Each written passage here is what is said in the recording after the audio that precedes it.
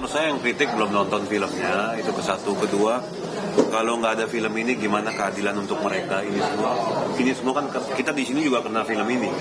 Ya. Jadi itu nilai positif itu yang harus dilihat. Benar. Dan banyak netizen itu nggak nonton, tapi mereka hanya bilang eksploitasi, kekerasan. Tapi itu sebenarnya apa yang terjadi dengan almarhumah dan juga disetujui oleh keluarga.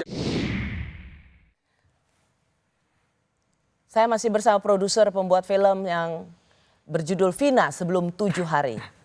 Diraj Kalwani dan juga sang sutradara Anggi Umbara. Film ini mendapat perhatian yang luar biasa soal kasus pembunuhan dan perkosaan.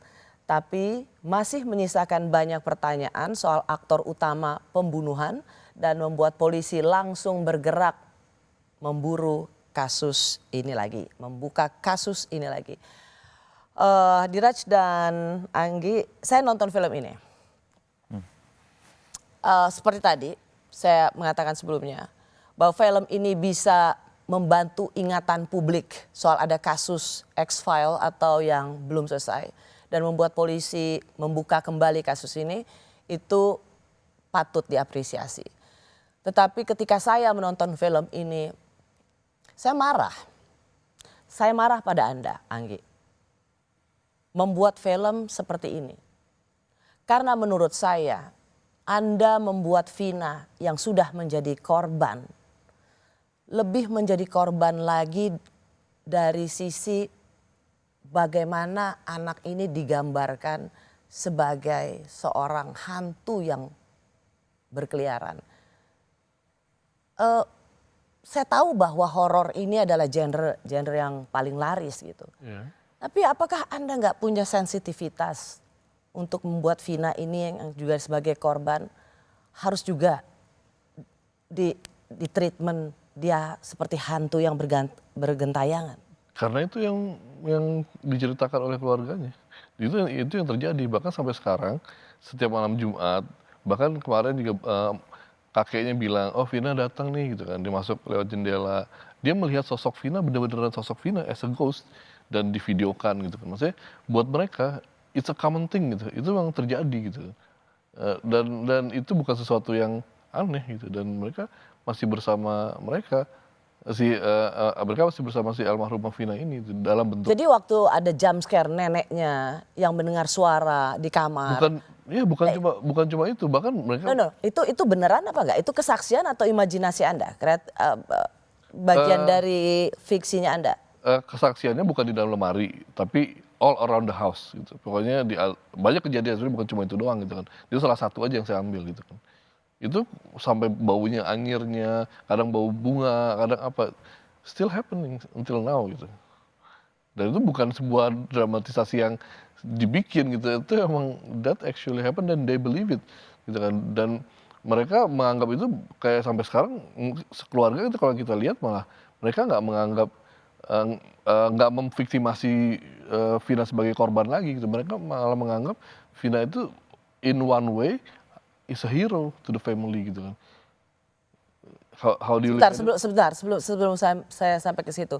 Tapi Diraj, benar apakah ini konsen, Anda selalu bilang ini konsen dari keluarga, tapi apakah Anda cukup memberi konsen, kan nggak cuma sekedar memberikan izin, konsen terhadap tentang penulisan itu satu hal, pembuatan bagaimana film itu diproduksi, apakah keluarga terlibat? Semuanya terlibat, bukan hanya itu, pada saat film ini sebelum tayang di bioskop, belum ke publik, saya undang keluarga, saya kasih lihat mereka. Mereka nonton, mereka nangis, mereka ada rasa puas, emosionalnya dapat. Dan pasti lega. Lega nonton ini. Karena mereka menunggu 8 tahun jawaban siapa yang membunuh anak saya.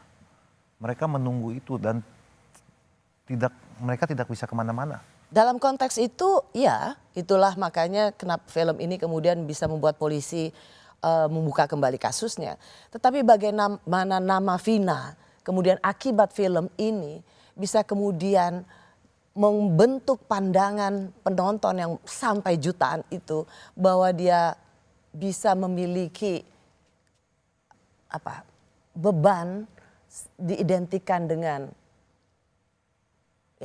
arwah yang bergentayangan, hantu bernama Vina, dan itu nama aslinya. Apakah Anda cukup memberikan perspektif yang luas? Ini akan jadi beban keluarga sampai akhir hidup mereka. Kalau di kita ya, di agama kita gitu, dan di keluarga juga kan, itu percaya bahwa emang arwahnya Vina udah pasti langsung ke akhirat gitu kan. Tapi yang tertinggal di sini kan ruhnya tuh banyak lapisannya gitu kan. Dan mereka percaya ada yang namanya jin korin, yang adalah kayak semacam kembarannya Vina, yang berbentuk jin, itu stay in here gitu kan. Dan kayak semua orang...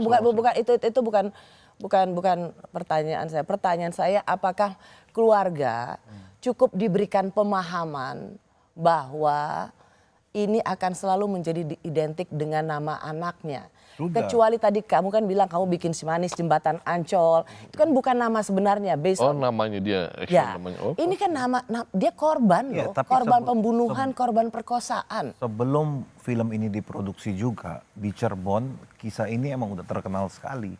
Di mana Vina digeletakkan di jembatan layang. Itu udah sangat santer untuk publik gitu. Udah publik tahu mengenai Vina. Jadi, Justru kalau misalnya diganti namanya akan membingungkan. Iya, akan membingungkan kalau kita ganti nama gitu. Dan nama ini kan yang diberikan oleh keluarga gitu. Dan keluarga merasa ada kekuatan di film ini, emosionalnya, kepuasannya dan lain-lain. Keluarga itu melihat semua dan tahu betul, tidak hanya penulisan, pembuatan produksinya, reviewnya mereka juga ikut. Mereka baca sinopsis, skenario, mereka di meja editing, saya kasih lihat apa ada yang perlu saya potong, apa yang perlu saya tambahin. Saya bertanya kepada mereka, kita sangat open ke keluarga. Lalu soal misalnya extension rambut, lalu soal pakai behel gitu. Ya itu fakta. Itu fakta. Itu fakta. Tetapi kenapa tidak ada pilihan sikap di Anda bahwa ada sesuatu yang fakta tetapi ini tidak relevan dalam pengungkapan kasus. Kalau tujuannya adalah soal anti bully, pengungkapan kasus, mengapa meskipun itu fakta, mengapa itu tidak menjadi pilihan sikap Anda? Bahwa ini sesuatu yang tidak relevan untuk misi membuat film ini. Behel dan extension. Untuk di agama kita relevan karena ada yang percaya bahwa kalau kita meninggal itu semua harus dilepas. Gitu. Itu yang stop arwahnya untuk bisa go on to the next life gitu kan. Dan itu dikatakan almarhumah Vina melalui Anda kan juga. Tujuannya kan mencari keadilan. Anda kan bukan tujuannya mencari tiket ke surga. Tujuan Anda kan bukan ke situ. Itu apa yang dikatakan oleh Linda di waktu lagi kerusukan. Paham, saya ngerti. Makanya tadi kan pertanyaan saya, ada yang fakta. Tetapi mengapa ini tidak jadi pilihan? Tadi Anda masuk soal agama. Padahal kan misinya ini kan, ini bukan mencari highway to heaven. Tetapi bully dan juga soal keadilan. Kenapa itu tidak jadi pilihan? Supaya jangan sampai, saya hanya ingin tadi ya, perasaan saya melihat foto ini, saya kasihan melihat Vina yang dia adalah korban pembunuhan, dia korban perkosaan, tetapi cara Anda menggambarkan film itu menurut saya menambah persepsi publik bahwa ini makin mengviktimisasi seorang Vina. Ini yang masalah behel tadi kan, Ibu pertanyakan. Menurut saya itu penting sekali ya, karena itu salah satu kisah nyata bahwa pada saat polisi mau melakukan otopsi, keluarga almarhumah yang kakaknya itu minta dicopot. Itu penting sekali untuk masuk dalam film ini. Kenapa itu penting? Karena itu yang kisah nyatanya, itu faktanya.